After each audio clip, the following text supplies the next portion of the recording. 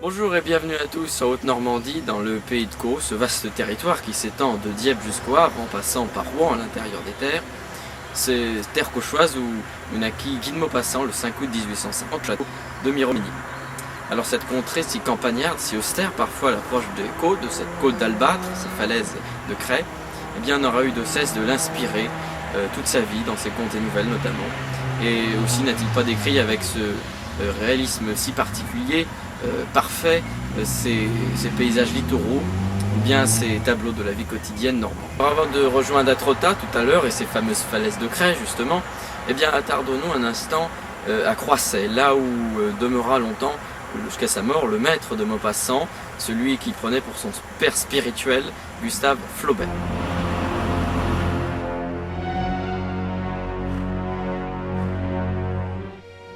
C'est en 1844 que le père de Flaubert acquit cette propriété, bâtie à Croisset, sur les bords de Seine.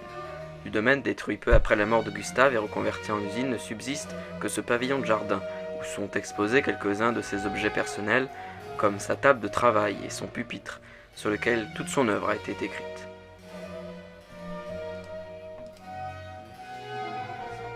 Son célèbre encrier Brenouille, quelques-unes de ses plumes qu'il taillait lui-même, les pages manuscrites de Madame Bovary, ou encore son perroquet empaillé, qui lui a servi de modèle pour un cœur simple, un de ses contes. Et c'est aussi en ces lieux que l'auteur de Salammbô recevait ses amis écrivains, Daudet, Tourguenieff, Bouillet, et bien sûr son cher disciple Guy de Maupassant. Témoignage de l'admiration de celui-ci pour son père spirituel, les innombrables chroniques élogieuses qu'il lui a consacrées et leur correspondance pleine d'affection. En sortant du pavillon, on peut flâner sous cette allée de Tilleuls, le gueuloir, où Flaubert venait déclamer ses textes. Écrivain acharné, il n'admettait aucune erreur de rythme dans sa prose. En mai 1880, l'ours de Croisset succombe à une attaque cérébrale dans son cabinet de travail, laissant Bovary et Pécuchet inachevés et Maupassant orphelin.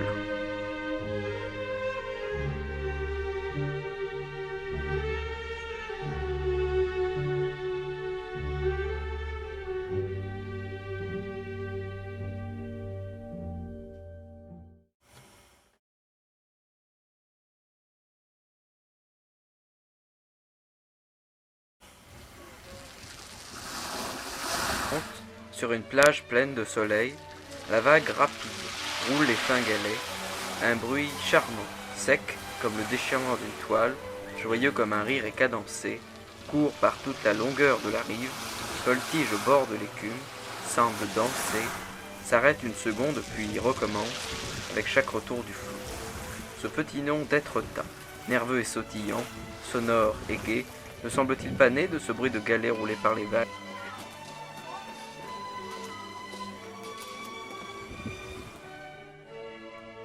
La plage, dont la beauté célèbre a été si souvent illustrée par les peintres, semble un décor de féerie avec ses deux merveilleuses déchirures de falaises qu'on nomme les portes.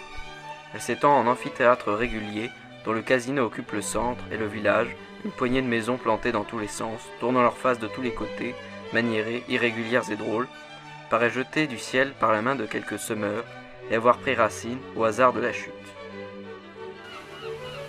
Ces lignes de Maupassant résument à elles seules la quiétude et le charme d'Étretat. De Courbet à Monet, de Maupassant à Leblanc, qu'il soit peintre, poète ou écrivain, la ville n'a jamais manqué d'illustres ambassadeurs. C'est au XIXe siècle qu'Étretat, alors modeste village de pêcheurs, va connaître un véritable essor et se transformer en la station balnéaire la plus prisée de Normandie.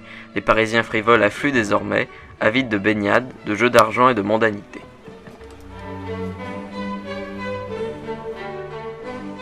Cette atmosphère joyeuse, Maupassant l'a très bien connue. Il a à peine 10 ans quand ses parents se séparent. Avec sa mère Laure et son petit frère Hervé, il s'installe au Vergy, une demeure bourgeoise non loin de la plage. À 2 pas de la chère maison, comme l'appelait Guy, se trouve le cimetière d'Étretat, là où l'abbé Aubourg, alors vicaire de la ville, exerçait la mémoire de Guy en lui faisant apprendre par cœur le nom des morts peints sur les croix. Outre ses cours pour le moins insolites, Guy s'éprit rapidement de la plage, de ses loisirs et du cadre impressionnant. Cette mer changeante l'enchante. Brillant nageur, il sauvera de la noyade le poète anglais Swinburne. Pour le remercier, ce dernier convia Maupassant à déjeuner chez son compagnon. Dans leur salon, Guy remarqua une affreuse main écorchée. De quoi inspirer l'écrivain en devenir.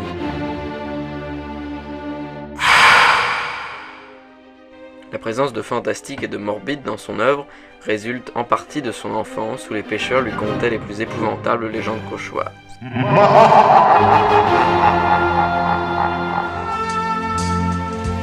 Planeur infatigable, le poulain échappé, comme il se nommait lui-même, croisera au cours de ses errances côtières ces peintres d'un nouveau genre, les impressionnistes. Corot et Courbet le marqueront notamment.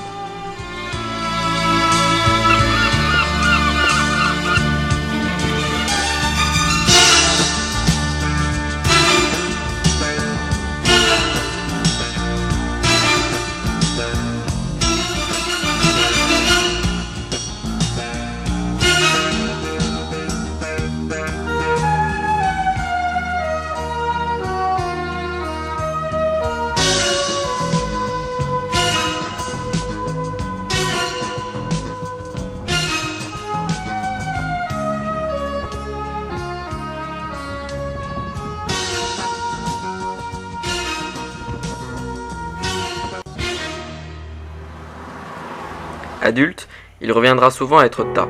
En 1883, avec les droits d'auteur de sa nouvelle à succès La Maison Tellier, il fait construire sa villa, la Guillette. Il y séjournera régulièrement jusqu'en 1889 avec son valet François Tassard, y invitant de nombreux amis. C'est entre ces murs que Maupassant achèvera Bel Ami et écrira une partie d'Hurle. Dans la même rue que la Guillette se trouve l'antre d'une autre célébrité des lieux, l'écrivain Maurice Leblanc. Lui, plutôt son héros, Arsène Lupin, le gentleman cambrioleur. C'est du côté de la falaise d'Aval que plane l'ombre mystérieuse de Lupin. C'est ici que, selon Leblanc, serait entreposé le trésor des rois de France. Instant magique au couchant, où se dévoile un paysage empreint de poésie et de féerie.